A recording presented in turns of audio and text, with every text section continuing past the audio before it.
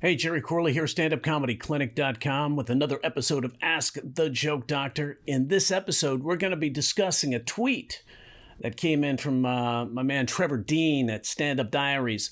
You can follow him over there on Twitter at Stand Up Diaries, and he's got a blog at the Stand Up Diaries blog. So check him out. He hails from the woodland area up there in Canada of Saskatoon. I haven't been there, but I presume it's beautiful. But Trevor actually tweets, hey, Joke Doctor, please. Isn't that polite? He said, please. He said, please turn my question into a video. We missed the vids and that shiny bald head. Hey, man, the best way to get stuff done is to compliment, right? So good on you, right? Is that what they say up there in Canada? Good on? No, that's Australia. Nice compliment. I appreciate it. I'm glad you missed me. So here we go. This is going to be the first of many videos coming your way because I have basically been absent, taking care of a lot of stuff, doing work, writing, and now I'm back to doing some videos because I enjoy them and I've missed them too. So I could say missed you too. Back to the question. He said, it says, when I got my first club booking, the boiler, I'm assuming that's a typo. I make plenty of them, so that's why I noticed it right away. The booker told me not to sit on the stool to doing material. She said it makes me relaxed on stage, which makes the audience relaxed too. She probably meant they would be too relaxed to laugh. Marc Maron makes it work on the stool. When should a comic take to the stool? Are certain types of comics better than others? Getting laughs sitting down. How does the audience react when a comic that sits? Wow, that's not one question, man. That's like 5. But hey, let's get to it, right? Because if you have this question, I'm sure a lot of other people have this question. First of all, let's talk about the booker. The booker is in charge, right? The booker makes the call. The booker, it's the golden rule, man. He who has the gold makes the rule. In this case, it appears that she who has the gold makes the rule. And if she wants you to stand and you're capable of standing, well, then stand. Like if you're in a wheelchair and the booker wants you to stand, well, that's a question for the Americans for Disabilities Act. And I think it's a labor law violation. But in this case, if the booker asks you to stand, then stand. There is something to be said for the idea of when you're sitting down, the audience then kind of has a relaxed energy. They're not as jazzed up because you're not moving around creating energy. Now, that's a perception thing. And if the booker perceives this, and maybe from the booker's made this rule due to experience on her part, so maybe she's decided that, hey, I want my comedians to stand. Well, then stand. However, doesn't necessarily interpret to the audience as you being disinterested or detached. The stool is a different animal in a way. When you do sit down, there's the old saying of the audience is in whatever state the performer is in. And so the moment you sit down, if you sit down and part of sitting down is losing energy, then the audience is going to respond to that. It's sort of the same thing as dropping off the ends of your phrases when you're talking. When you drop off the ends of your phrases in a punchline, then the audience is going to drop off the ends of their phrase and their laughter in respect. That's how they'll respond in kind. But you can have energy while you're sitting on the stool. It all depends on what's coming from the inside, right? So first of all, I think to be able to really work the stool, you got to have some experience. You have to be confident. You have to know that your jokes work. You have to know that you're connecting with the audience. It's not really the stool that is the question. The question is the material compelling? Are you able still to keep that audience just riveted and interested in what you're saying. If you can do that while sitting on the stool, then good on you, right? Let's take a look at a quick clip of Marc Maron, because you mentioned Marc Maron in your tweet. You said Marc Maron makes it work. Yes, he does. He's like the master of the stool. It's like, sorry, Mark, I didn't mean to phrase it that way. But this guy can sit on the stool and he still can be compelling and interesting and just keep that audience right there in the palm of his hands the entire time. It's almost like he sits on that stool and goes, okay, bring it in. Here's what we're going to do. So let's take a quick gander at Marc Maron owning the stool. But if you really think about what you really actually know, it's only a few things, like 7 things maybe everybody knows. The rest are just patterns you call a life. But like if you actually made a column of things you're pretty sure you know for sure, and then made another column of how you know those things, most of that column is like, no, some guy told me, you know. It's not sourced material. It's clickbait and hearsay. That's all. Goes into the head, locks onto a feeling. You're like, that sounds good. I'm going to tell other people that. And that's how brand marketing works, and also fascism, we're finding. Do you notice how Marc Maron is just interesting and compelling, and his stories are still just keeping the audience's attention because he's right there absolutely in the moment with the audience. His vocal inflections are changing with every minute inspiration he gets, right? He's not reciting material. He's talking to the audience. He has that sort of compelling just banter, right? Stand-up is a conversation. I've said this countless times. And you have to have that conversation with the audience and be absolutely present with that audience, not in your head reciting material. That's why he's able to captivate that audience the entire time he's talking. They pay attention all the way through. Every single word they're hanging on as he delivers the material. Because when we talk, there's the rise and fall. We have tension and we have release points, and he hits them all, man.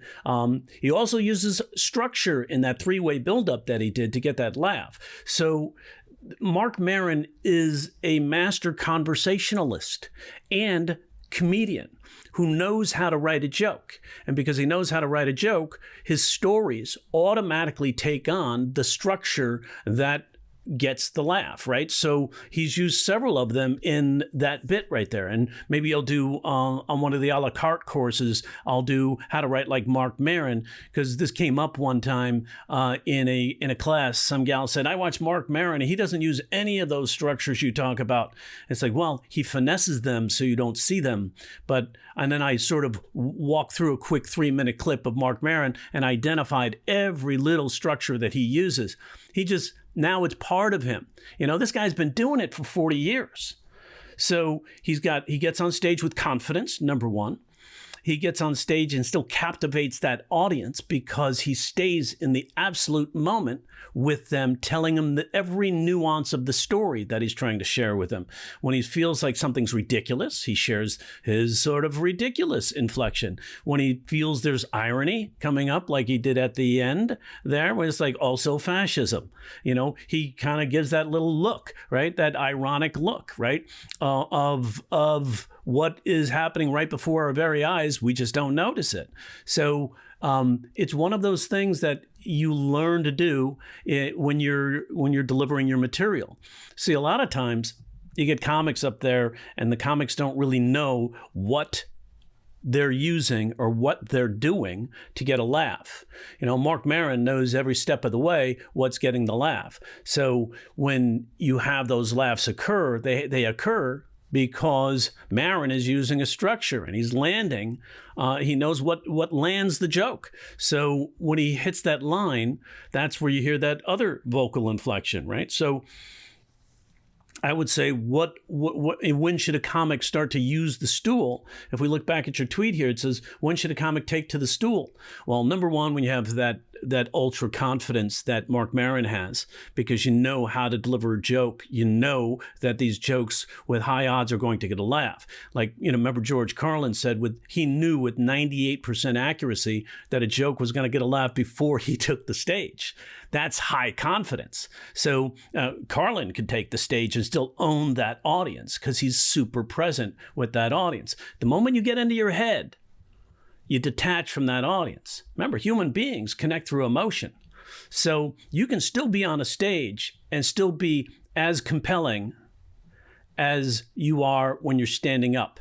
Sometimes, some comics, they stand up and they basically walk back and forth on the stage, and that's more annoying than somebody sitting in a stool and being completely captivating. Right. So because then you're what are you trying to do? Hypnotize us? It's like they're like running, afraid somebody's going to shoot them. So it's like, or somebody, if I stop for a second, people are going to really notice that I'm a fraud. Right. It's like, that's a defense mechanism that's used by comics. Eddie Murphy did it, but he's Eddie Murphy. Chris Rock does it, but he's Chris Rock. I prefer, if I'm going to move on stage, if I'm going to take up that stage, I move for a reason. And then I, find my footing and I stay square on the 2 feet, equally balanced, and I talk to the audience. Or I'll lean. Notice how Bill Burr, he'll lean on that mic stand, right? He leans on that mic stand, and it's like you feel like you're talking to somebody at a bar. Right. And so that's the kind of thing he wants to convey when he's on, when Bill Burr does this. Same thing with Marc Maron. Sits down on the stool. It's like, hey, bring it in. Right. And he's very intimate with us, but you still hear the emotion in his voice. He's still present with us, and he's reliving the experience he's sharing with us. So to revisit the questions, when should a comic take to the stool? When you have utter confidence and you're able to still continue to captivate an audience while sitting down and you're staying present with them. And it's got to be authentic, man. It can't be like faked excitement or a faked, I would say, like, let's say Jimmy Fallon, right? There's this whole thing that Jimmy seems to be faking it. He does seem to be pushing this game show energy on the Tonight Show, and he doesn't seem to be present. He's trying to, okay, I got to jazz it up a bit, Stephen Colbert did that when he first came on and started doing his show. Because remember, Stephen's not a stand-up. He came on he's an actor, right? And so he came on. He started with the Colbert Report, of course, that followed Jon Stewart. But that was an acting gig, man. So he doesn't have that stand-up experience, but he eventually found himself, and now he shares with you every nuance of every emotion. His ratings prove it because he's number one. But Fallon, it just seems like he's kind of faking it a little bit. It seems like he's trying to pump us up with some bullshit energy. So the idea with your audience is to just stay completely present with them. So confidence, captivating, and what comics should, certain types of comics better than others, getting laughs sitting down. I would say all you have to do is remain captivating in a seated position. It has nothing to do with the stool, sitting down, or standing up. Standing up gives you more access to some act outs that are physical, but you can still do some act outs while sitting down, or imply those act outs while sitting down. So, and an audience reacts not to standing or sitting down. An audience reacts to emotion. So I hope this answered your question. Confidence, compelling material, captivating presence. That means staying emotionally and personally absolutely in the moment with that audience. You're telling a story. It's a conversation. And it's not about sitting down or standing up. It's about connecting with the audience with emotion and remaining captivating. All right? And of course, you got to have jokes. In the meantime, remember, if you have any questions about comedy writing, you can hit me up on Twitter at, my handle is @JokeDoctor, and hit it with the hashtag of AskTheJokeDoctor. And if you enjoy the videos you see here, feel free to subscribe. And you're going to see that bell that shows up right to the right of that. Hit that bell, and that way you get the reminders when I upload new videos. Bye-bye.